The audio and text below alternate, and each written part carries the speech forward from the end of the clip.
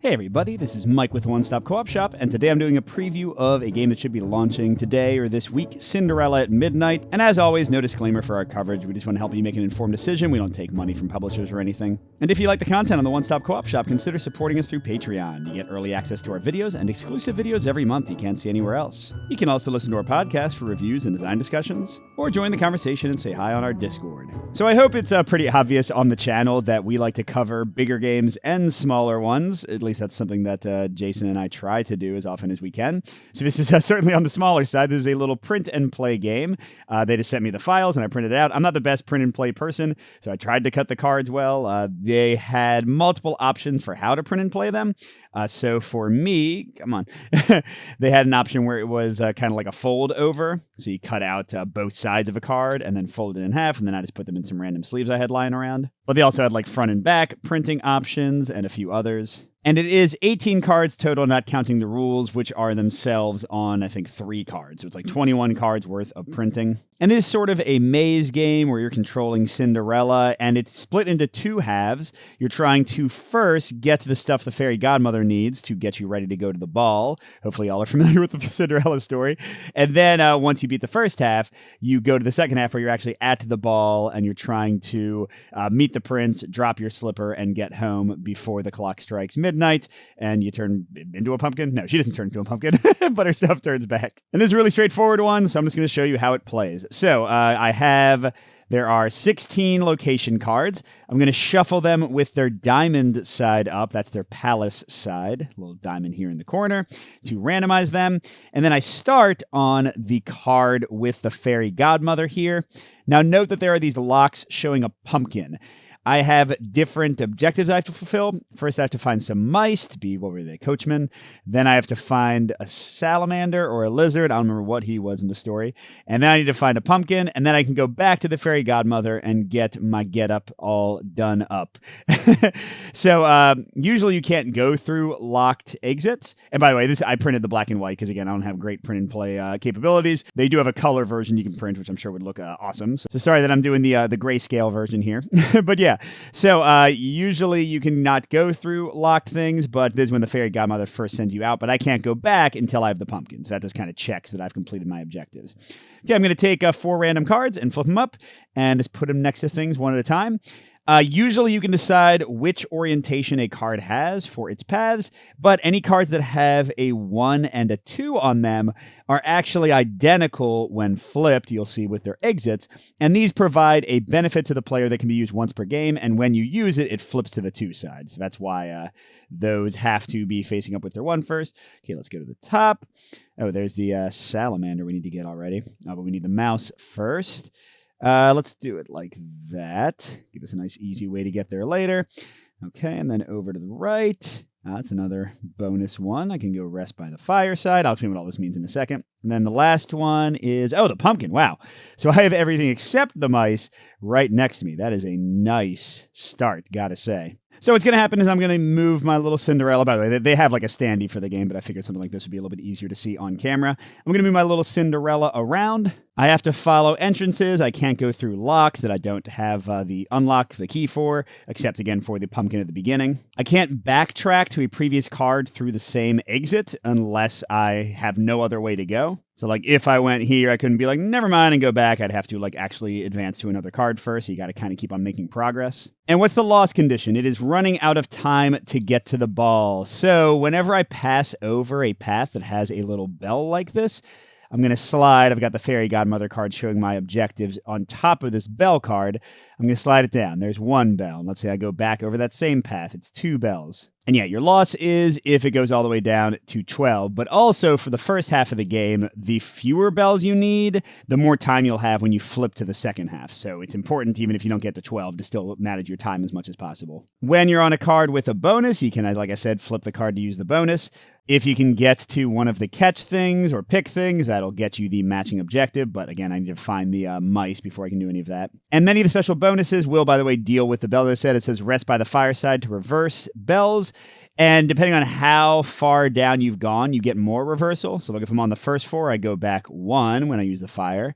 But let's say I'm on 6, says you may reverse 2, I'd go back to 4. So the later you wait to use those powers and kind of the more you push your luck, the better they are for you. And there's also some sort of teleporting arrow places. I don't think I can reach any of them right now.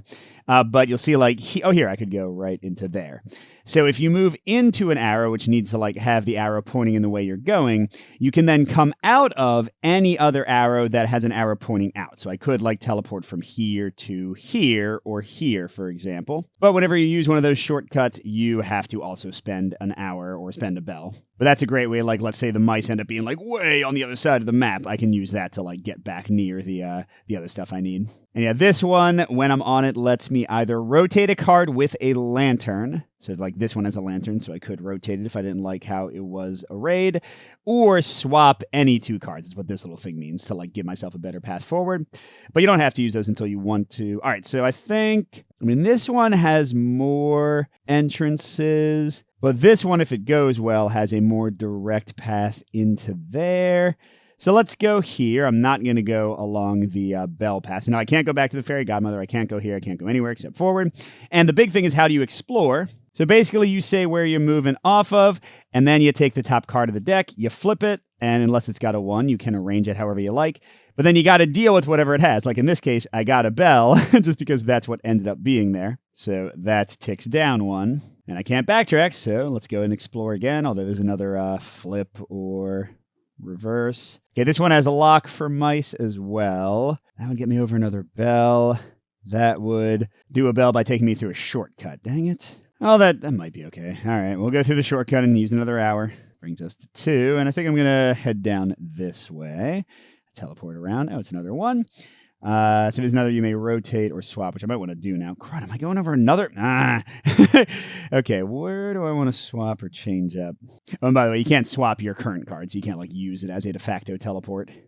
Let's see, if I'm going over here, maybe let's swap the lizard thing I need with that one. So I flip this to its 2 side to show that the action has been used. But besides that, the paths remain the same. All right, I'm going this way. And, listen to the songbird to reverse time. Oh, no! So I can't go that way, which means I don't think I count as going over this. Oh, never mind. What am I talking about? If you ever get a path you literally can't walk onto, you put that card on the bottom of the deck and you draw again.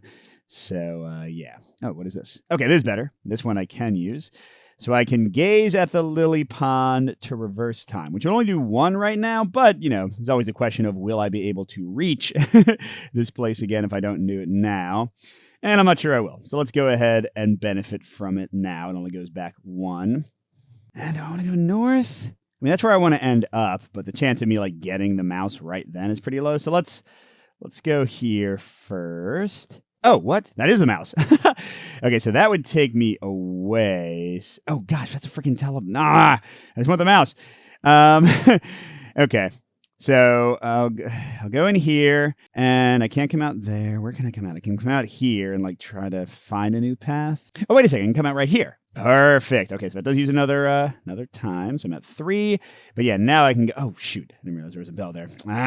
4. Maybe there's a better option here. And yay, I got my first objective. So maintaining the 4, I rotate to show that I've gathered the mouse, and now all the mice locks are open.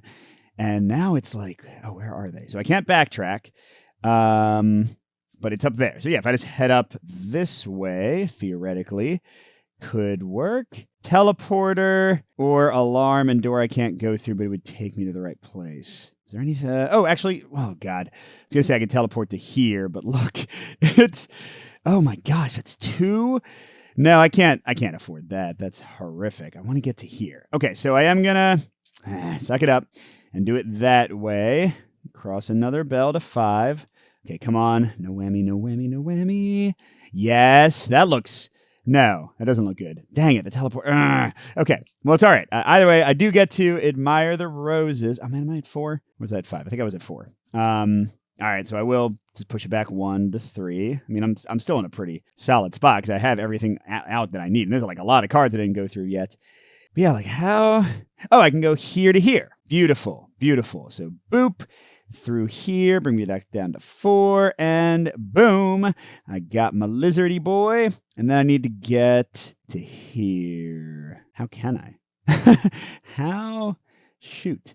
I I could go through here to a teleporter, but then we're going to teleport. I think maybe the best I can do, because there is no direct path to here, would be to there. Then I can go through to here and then like hope that it has some loop back around option. Oh, wait. When I go on here, I can use this power. And this is a lantern thing. So if I rotate that, sorry, I'm going to look at this for a second. How does that change my calculation? It's perfect. Look, because then, yeah. Okay, perfect.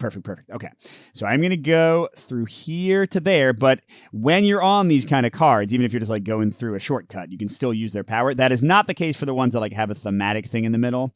Like here, where I have to like look at the roses to push back time. I can't like do that if I'm just like jaunting through this thing. But here, they said that I can use it. Okay, so I can rotate a lantern or swap 2 cards. I'm definitely gonna, where was it? Rotate that, and then I come through, which does push me back down to 5. And wait, what did I do? What was this doing? Oh, that's right, this one. Okay, and I got the pumpkin. So I just need to get back to Fairy G over there. Now, it would be awesome if I could do it while also getting over there to push back to. Although that doesn't seem like it's likely. Okay, I could go by this alarm and then through there and out here. That would get me down to 7, which is still like the second best time to win with. Yeah, let's just do it. Okay, so I'm going through here, through there. I passed by that, and I went through there. So down to 7.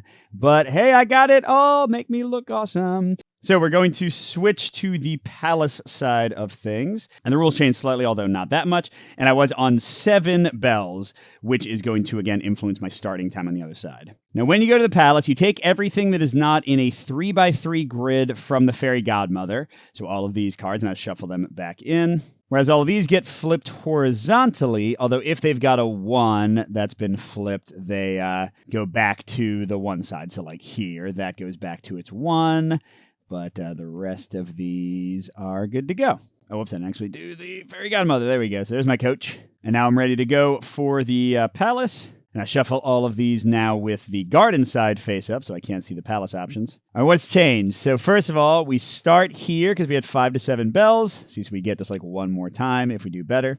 And now we are trying to first find 1 2-prong key. See the like little tines or whatever they're called there?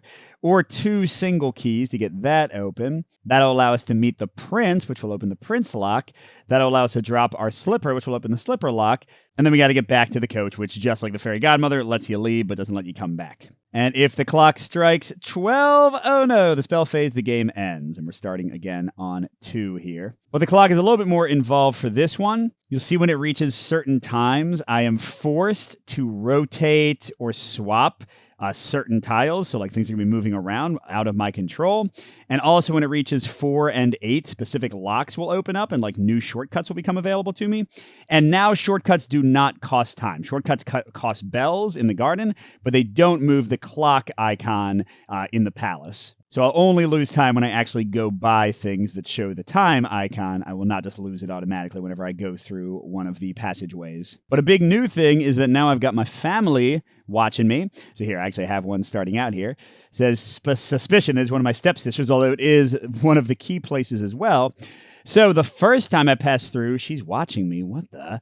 And now she's like, wait a second, I think I know that girl. And if I go through the same place again, she sees me. She knows that I'm Cinderella. She ruins the whole shindig, and I lose the game. So that's an instant loss if I'm ever forced to go through the same family member's space twice. All right, so let's see. We've got, is that the good key? That is the good key. So let's say I have to go in there to get it. Now how? I guess I could start out going that way and hope to wrap around. I mean, this would be the same thing, right? By the way, notice this because they're a little bit harder to see. The clocks are like thematically placed on the thing. So I think like here, if I go by, that's a clock. Is that right? Yeah, just skimming through the cards, it looks like when you go like by that path, you have to advance the clock thing. Okay, so it's like they're always double, but I don't think it's 2 clocks each time you move by. But, still a prototype. Rules are still in flux, so things could be clarified or changed. All right, let's go this way. I feel like I'm going to have a better chance of looping around if I do like that. And we'll see. So that I can't do because it would be a 4, but this does nothing for me, does it? Shoot. Whee! Oh, crud. Wait. No, so this doesn't count as because I am able to advance on this card, but here I'm able to backtrack. Oh, shoot. Oh, crud. Wait, I have a rule for this if you actually get locked in a no-win, no movement scenario. Oh man, I got to set up a new full 3x3 grid, resetting all the cards, and my time doesn't go back, although luckily here I didn't use any time. But if I had completed any task, then I would have to go back on that. So yeah, it's terrible. It's like I went into the wrong ball and I have to go find another one. And man, resetting the 3x3 grid sucks because I was right by the key. By the way, I do suspect that maybe I was supposed to actually set up a full 3x3 grid, even though I didn't have all those spaces exposed, because they talk about a full 3x3 grid. All right, so that's the prince. Okay, once I get the key, that's cool. And there's my stepsister and half a key. And then let's see. That clearly gives me more options, right? And then there. Oh, wait. Can I just go right there? Heck yeah. Wait. Am I supposed to be doing the 3x3 grid? What am I doing, Mike? So hold on. This should probably be there. And then I think I do that. And then this would be there. Okay. And then here, I want to connect to the key. Yes. Okay. Yeah, sorry, I'm not 100% sure if I'm doing all this right, if I should have a full 3x3 grid, but I kind of suspect that is the case. Oh, and that's the other, that's my stepmother, okay. Yeah, so clearly I'd rather go to the nice thing than go mess with my stepfamily. So let's go. Now, does that count as going by a clock? I'm going to say it does. Yeah, I'll definitely have to ask later, how strict this clock intersection is. But I got the key, the full one, and I already know where Princey Boy is, waiting for me to make a love connection. But I can't go backwards, so I guess I just got to keep on walking this way. Try to loop back around through my stepsister, I guess. Oh, shoot. All right, well, I don't need that half a key, but there's my other stepsister. At least we all know where each other stands. She's like, hey, who was that lady? And I'm like, peace out, bye. And can't go through there, so I'm going to have to do it that way. Shoot. Where can I go? I can't go through those yet. I can't go through those yet because it's not quite 4 o'clock. Although it's about to be. But I think if I went here, it wouldn't be 4 o'clock yet. I think I have to go through the middle. But I have to go through the middle anyway because there's nowhere else to progress. So, yeah. I get my 4th clock, which does mean that that's right. The nearest clock room rotates. And if it's equidistant, I get to choose. And this is a clock room, and it's right next to me. So it's like that now. But I can't backtrack. Well, I can't take the same exit. So actually with this... It is 4 o'clock now, so if I went there... I can get to the prince. Okay. So I think if this is not considered backtracking, which I feel like it kind of isn't, although I already went by the clock, right? I went by it. Let's say I have to explore there. These are some of the things I'm not 100% sure about, because the rules are very, as you can imagine for a game of this size, they're very tight, minimal explanation. Okay, let's go over here so we don't go by the clock. Oh, that's the dropping your slipper. Nope. Oh, crud. That has to go on the bottom, which means I'll have to explore a lot more just to get back to it. Okay, there's a key place again. I don't care about that. Shoot. All right, well, I have to go here. Gosh, this palace is... I'm going to be stuck, I think. This thing is just sprawling now. I can't go through there. Okay, bye. I'm going to move my table. Yes, okay, 4. There we go. Thank God. All right, so I'm teleporting through here because we have reached the 4th hour, so we can go through. And, hi, Prince. You are my love. The prince sees only you. And now where do I need to go? I need to drop the slipper, which I haven't found yet. So let's go this way to explore some more. And, there it is. I already got to the bottom of the deck. Wow. But I can't go 8th hour yet, so... Oh, shoot. Wait, I got to put it on the bottom of the deck. So what does that mean if I can't? I'm going to guess if that is the only card left that I still place it out. So I can't drop my slipper until it's the 8th hour. Am I understanding that right? So what do I... Just got to find, some clocks. That's a little odd. Oh, shoot, I'm surrounded by family members. I still can't backtrack, right? So I gotta...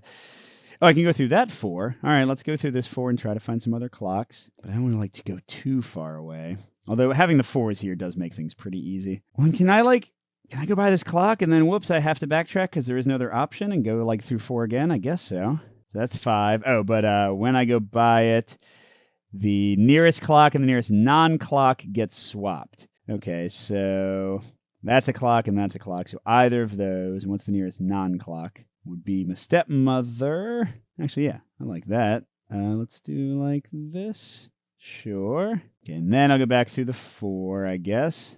We can teleport in here, and that's a clock. We're down to 6, so the nearest clock rotates, which would be this. Okay, and then I'm going to go through that clock, which takes us to 7, and we're swapping a clock and a non-clock again. So clock here, here, non-clock here. So let's swap like this, because I don't want to go see her, do I? And then, oh, okay, good. I can teleport through there. I need one more clock, and then I can go drop my slipper. Yeah, again, things are getting a little goofy, but I guess I can go through here and go to 8. Which makes a clock and a non-clock swap. Oh no, that's these, isn't it? Hey, stepsis or stepmom. Oh no, I have to go through there. Okay, that's all right. But now we're at 8. So she saw me for a second, but then I can go through here and through here. And oh, these are the stairs. I was like, what am I seeing here? So I dropped my slipper, and now I just got to get back, which clearly requires backtracking. So I go here. Can the 4 get me to... Oh, wait a second. I forgot that it got moved. Yay! All right, so yeah, the palace phase got a little bit weird. I have no idea if I was doing that right. I'll definitely send the video to the designer. Maybe they can jump on and explain. But that was Cinderella at Midnight. Quick little game. You can see it's pretty straightforward. Just trying to figure out some of the palace phase rules. But I'm having fun with it for like a little print and play maze thing. A maze with some control by the player. And yeah, go check out the crowdfunding page if you are interested, if this is your kind of thing. Thanks for watching, everybody, and a special thank you to our biggest Patreon supporters, J. William F., Pedro Lucas, Nick Skeen, Miles, Wayne Scott, and Steve Wren. We'll see you at the next stop.